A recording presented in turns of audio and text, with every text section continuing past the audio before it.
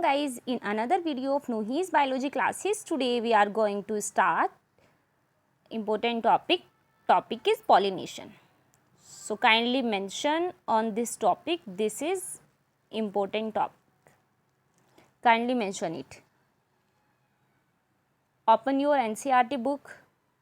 Kindly take highlighter. Okay. तो आप अपनी NCERT की बुक ओपन कर लीजिए और हाइलाइटर के साथ बैठिएगा, चीज़ों को क्लियर करते हुए पढ़ना है. In the preceding sections you have learn that the male and female gametes in flowering plants are produced in the pollen grain and embryo sac respectively. यानी प्रीवियस टॉपिक्स में आपने पढ़ा है कि जो मेल और फीमेल गैमेट्स होते हैं फ्लावरिंग प्लांट्स के, वो प्रोड्यूस करते हैं पोलन ग्रेन को और एम्ब्रियो सैक को. As both types of the gametes are non motile. दोनों ही तरीके के गैमेट क्या होते हैं? नॉन मोटाइल होते हैं. जो पोलन ग्रेन बनते हैं, पोलन ग्रेन राइट, और जो एग फॉर्म्ड होता है, दोनों ही नॉन मोटाइल होते हैं. नॉन मोटाइल का मतलब क्या होता है? जो एक जगह से दूसरी जगह पर अपने आप नहीं जा सकते, उनको नॉन मोटाइल कहते हैं. फॉर एग्जाम्पल, आपके पास एक बॉल रखी है. क्या रखी है?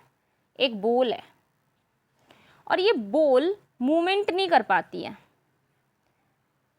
क्या नहीं कर पाएगी? बॉल मूवमेंट नहीं कर पाएगी, ना ही इस डायरेक्शन में जा पाएगी और ना ही इस डायरेक्शन में जा पाएगी. तो इसको हम नॉन मोटाइल कहेंगे. लेकिन अगर यही बॉल मूवमेंट करे, यही बॉल मूवमेंट करे, इस तरीके से मूवमेंट करती रहे, तो हम इसको नॉन मोटाइल कहेंगे. यानी यहाँ से यहाँ आ गई, यहाँ से यहाँ चली गई, यहाँ से इधर आ गई, इधर से इधर चली गई, तो हम इसको क्या कहेंगे? मोटाइल कहेंगे. ऐसी थिंग्स क्या कहलाती है बेटा? मोटाइल कहलाती है. Get it my point? Clear? Each and everything is clear? Okay. They have to be brought together for fertilisation to occur. जो गैमीट्स होते हैं, पोलन ग्रेन्स होते हैं, वो आपस में एक दूसरे से मिलते हैं, एक साथ आते हैं. क्या करने के लिए? फर्टिलाइजेशन करने के लिए. फर्टिलाइजेशन करने के लिए वो साथ में क्यों आते हैं? How is this achieved? तो ये किस तरीके से अचीव्ड होगा? जब जो गैमेट है वो नॉन मोटाइल है, एक जगह से दूसरी जगह जा ही नहीं सकते, तो फिर जो फर्टिलाइजेशन है वो कैसे होगा?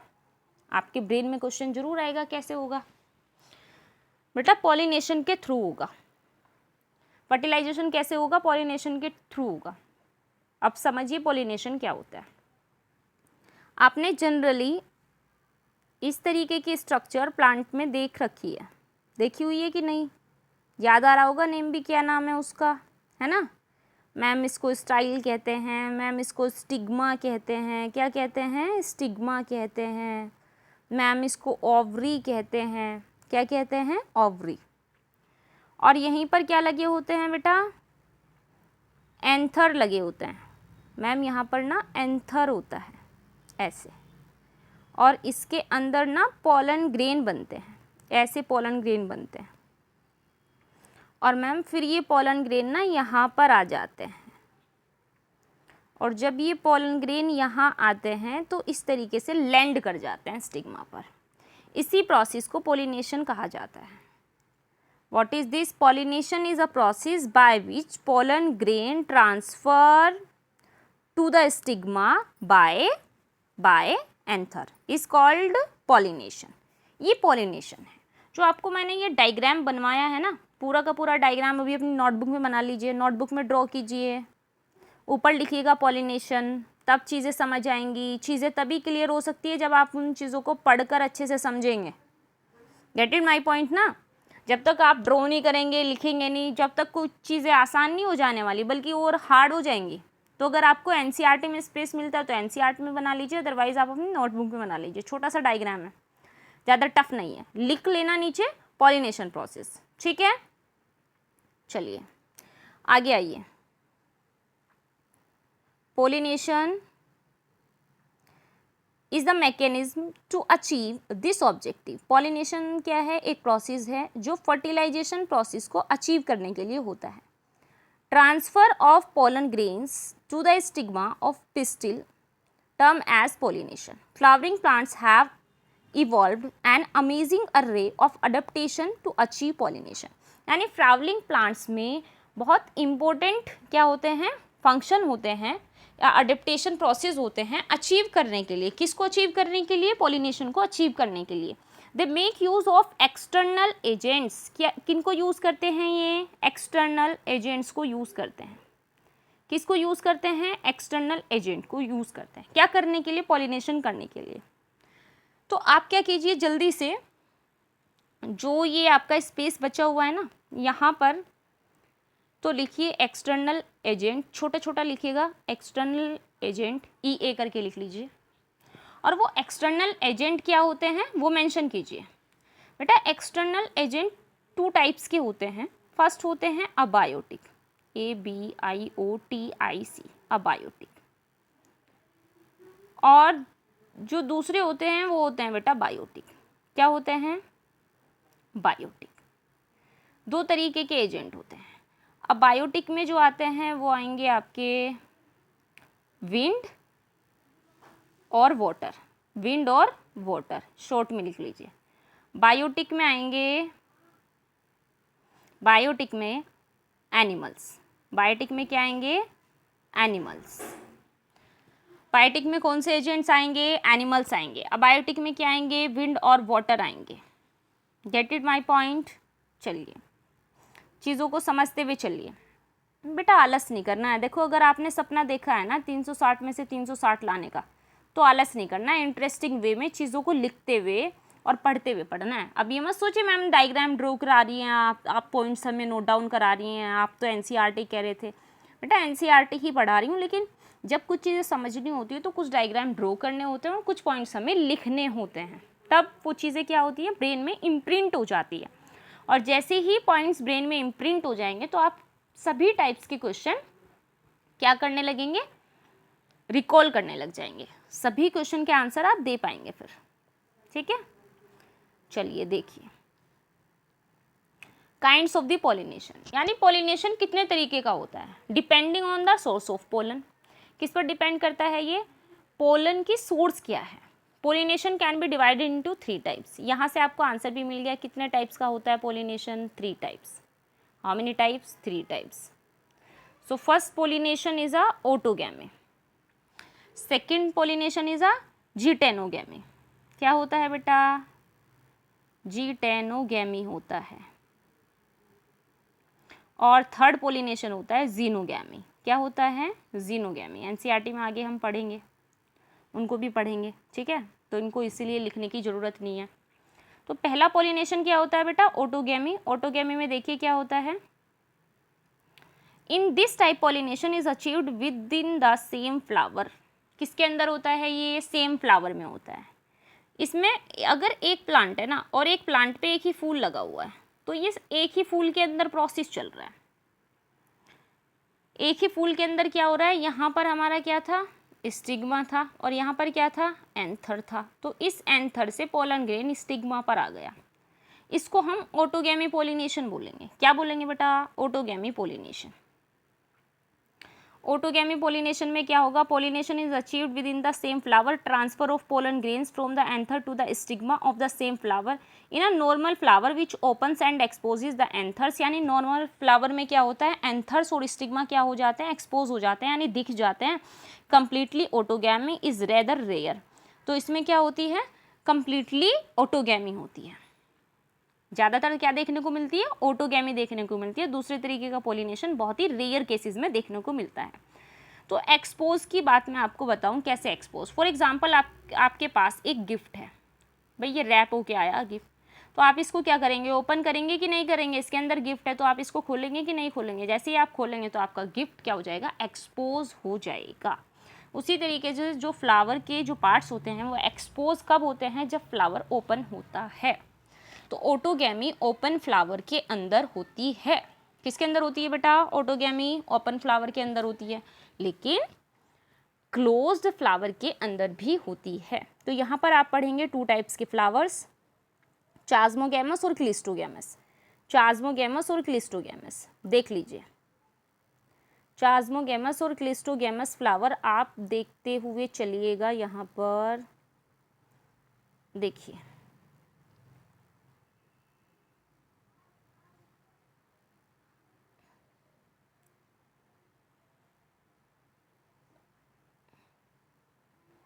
क्या करना है आपको, can occur some plants such as viola, common pansy, oxalis and commelina produce 2 types of the flowers.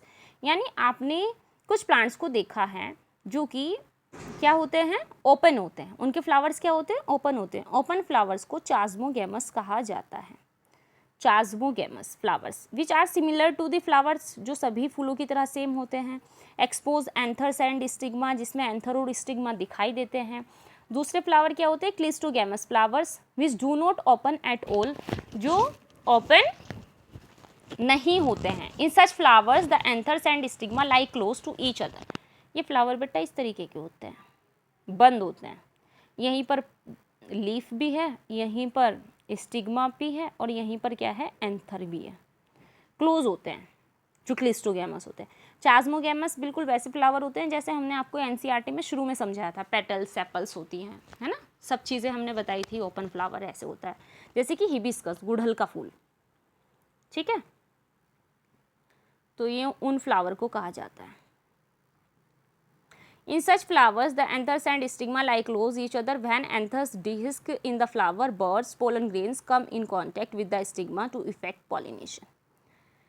क्या होता है कि जो क्लिस्टोगैमस फ्लावर होते हैं, पोलिनेशन अफेक्ट होता है इसमें। कैसे अफेक्ट होता है, दस क्लिस्टोगैमस फ्लावर्स आर इनवेरिएबली ऑटोगैमस। क्या होते हैं, ऑटोगैमस होते हैं, क्योंकि एक ही फ्लावर के अंदर पोलिनेशन होगा। There is no chance to cross pollination, इसमें क्रॉस पोलिनेशन कभी हो ही नहीं सकता। क्यों क्रॉस पोलिनेशन नहीं हो सकता, अभी क्रॉस पोलिनेशन क्या होता है पहले तो ये समझिए। मान लो ये एक प्लांट है और इस पर ये एक फ्लावर है, इसी तरीके का आप क्या कीजिए, दूसरा प्लांट लीजिए और इस पर दूसरा फ्लावर। इसको आप प्लांट को ए बोल दीजिए और इस प्लांट को आप बी बोल दीजिए। हुआ क्या कि यहाँ से पोलन ग्रेन इस फ्लावर में चले गए। अगर इस प्लांट से इस प्लांट के अंदर पोलन ग्रेन गए हैं, इसको हम क्रॉस पोलिनेशन कहते हैं। क्या कहते हैं, क्रॉस पोलिनेशन। लेकिन अगर पोलन ग्रेन यहाँ से इसी फ्लावर के अंदर आ रहे थे तो इसको हम सेल्फ पोलिनेशन कहेंगे। इस फ्लावर से इसी के अंदर आ रहे थे, इसको हम सेल्फ पोलिनेशन कहेंगे। क्रॉस कब कहेंगे, जब एक प्लांट से दूसरे प्लांट पे पोलिनेशन होगा। क्लियर। तो चीज़ें भी समझने वाली होती हैं, जो चीज़ें समझकर चलनी चाहिए। Cleistogamous flowers produce assured seed set even in the absence of the pollinators.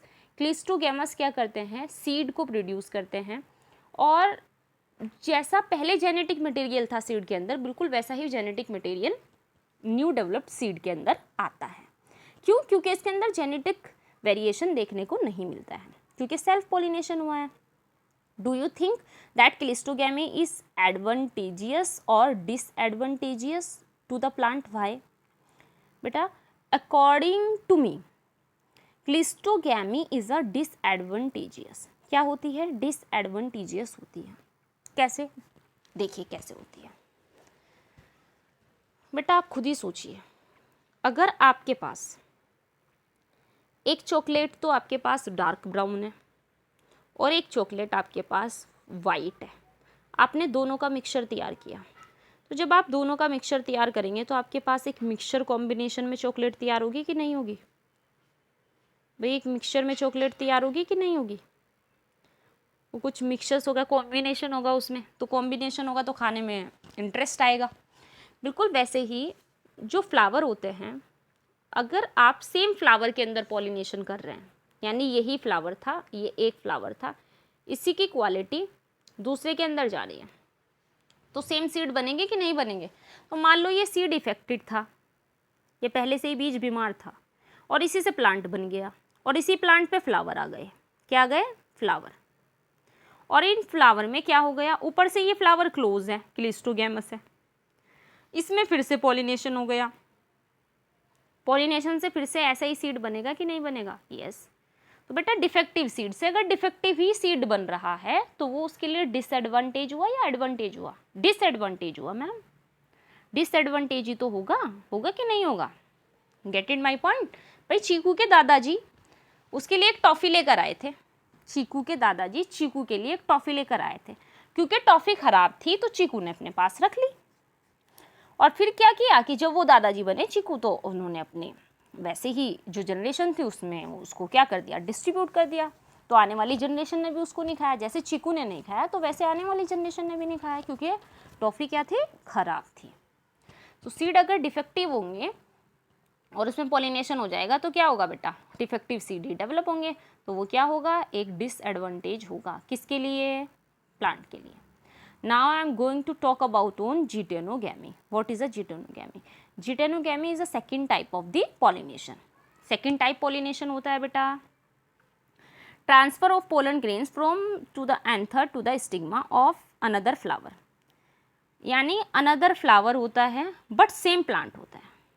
यानी आप क्या कीजिए, एक प्लांट बनाइए, एक फ्लावर आप यहाँ बना दीजिए और एक फ्लावर आप यहाँ बना दीजिए, ये फ्लावर है।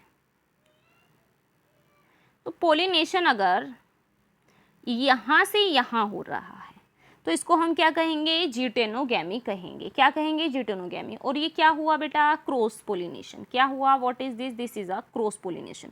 Although geitonogamy is functionally cross pollination, please underline this line, involving a pollinating agents involved होते हैं, genetically it is similar होता है, और pollen grains come from the same plant, और same plant पर pollen grain आते हैं, क्योंकि plant तो एक ही है ना, flower ही तो different है, तो यहाँ का pollen grain यहाँ आ गया।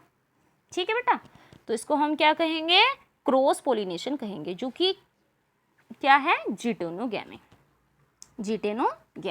चलिए, जीटेनोगैमी के बाद आप देखिएगा जीनोगैमी में क्या होता है, transfer of pollen grains from anther to the stigma of a different plant. यानी एक प्लांट ये है, एक प्लांट ये है, डिफरेंट प्लांट पे पोलिनेशन होगा। कैसे होगा, यहाँ से यहाँ होगा पोलिनेशन, यहाँ पोलन ग्रेन बने और यहाँ आ गए, तो इसको हम क्या कहेंगे, transfer of pollen grain one plant from to the another plant, okay, is called xenogamy. It is a cross pollination and genetically different. Genetically क्या होता है, जो फ्लावर आएंगे वो डिफरेंट होंगे, जेनेटिकली जो नए प्लांट्स बनेंगे, नए फ्लावर बनेंगे वो डिफरेंट होंगे, जो सीड्स आएगा। ठीक है बेटा, तो जो जीनोगैमी जो पोलिनेशन होता है वो सबसे बेस्ट पोलिनेशन होता है, क्योंकि इसमें जेनेटिक मॉडिफिकेशन देखने को मिलता है। क्या देखने को मिलेगा, जेनेटिक मॉडिफिकेशन देखने को मिलेगा। Get it my point, clear हैं बातें, सब चीज़ें क्लियर हैं। चलिए,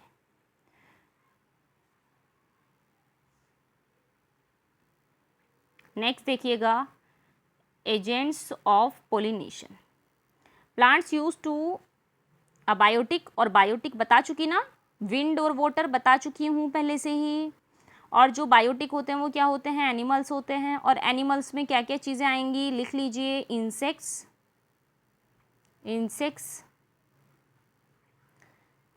के बाद बर्ड्स, इंसेक्ट्स, बर्ड्स और स्मॉल एनिमल, जो स्मॉल क्रिएचर होते हैं। तो मेजोरिटी में क्लास इंसेक्टा सबसे ज़्यादा पॉलिनेशन करती है, उसके बाद करते हैं बर्ड्स। ठीक है बेटा, एजेंट्स टू अचीव पॉलिनेशन। तो एजेंट्स क्या करते हैं, पॉलिनेशन को अचीव करते हैं। भाई क्या आपने कभी बिना किताब के स्टडी की है, बिना किताब के आप पढ़ सकते हैं। आपके पास किताब होगी, आपके पास पेन होगा, तभी तो आप पढ़ पाएंगे ना। पेन होना चाहिए आपके पास, किताब होनी चाहिए, तभी आप पढ़ पाएंगे ना। अगर फ़ोन का चार्जर नहीं होगा तो चार्जर के बिना फ़ोन को चार्ज कर सकते हैं, नहीं कर सकते, वरना बैकअप होना चाहिए आपके पास। तो ये क्या हो गए, एजेंट हो गए आपकी स्टडी के लिए। आपके फ़ोन चार्ज करने का एजेंट क्या हुआ, चार्जर। स्टडी करने के एजेंट क्या हो गए, बुक्स, नोटबुक्स, है ना, पेन्स, पेंसिल्स और हाइलाइटर, ये सब चीज़ें क्या हो गई, आपकी एजेंट हो गई। तो पोलिनेशन को करने के लिए जो जो एजेंट्स चाहिए वो हम आपको बता चुके हैं। तो आप ऐसे याद रख सकते हैं कि जैसे बिना किताब के स्टडी नहीं हो सकती है, वैसे ही बिना एजेंट्स के पोलिनेशन नहीं हो सकता है। Pollination is not possible without agents. Gate it my point each and everyone. अच्छे से पढ़ना है। अगर आपने सोचा हुआ है ना कि हमें बड़े डेप्थ से पढ़ना है तो चीज़ों को समझते हुए पढ़िए, लाइव एग्जाम्पल से जोड़िए, अपनी लाइफ से जोड़ कर चलिए चीज़ों को। बायोलॉजी तभी अच्छी लगती है जब आप अपनी लाइफ से उसको जोड़ते हुए चलते हैं, फिर आप एग्जाम्पल भूल ही नहीं पाते हैं। Majority of plants use biotic agents for pollination. Plants majority में बायोटिक एजेंट्स को यूज़ करते हैं, यानी एनिमल्स को यूज़ करते हैं पोलिनेशन करने के लिए। समझ आई? क्लियर हुई बातें? Only small proportions of plants use abiotic agents. जो स्मॉल प्रपोर्शन होता है प्लांट्स का, यानी माइनर परसेंटेज में कुछ प्लांट्स होते हैं जो अबायोटिक एजेंट का यूज़ करते हैं, जैसे कि विंड और वाटर के थ्रू पोलिनेशन को करते हैं। Get it? Pollen grains coming in contact with the stigma is a chance factor in both wind and water pollination. यानी बहुत कम चांस होते हैं विंड के थ्रू और वाटर के थ्रू पोलिनेशन होने के। To compensate for this uncertainties and associated loss of pollen grains, the flowers produce enormous amount of pollen when compared to the number of ovules available for pollination. क्या हुआ कि pollen grains flower produce करते हैं, है ना? Pollen grain क्या produce, flowers क्या produce करते हैं? पोलन ग्रेन्स को प्रोड्यूस करते हैं, बहुत हायर अमाउंट में प्रोड्यूस करते हैं। और जब हायर अमाउंट में प्रोड्यूस होगा तो फिर क्या होगा बेटा? पोलिनेशन होगा। क्या होगा? पोलिनेशन होगा।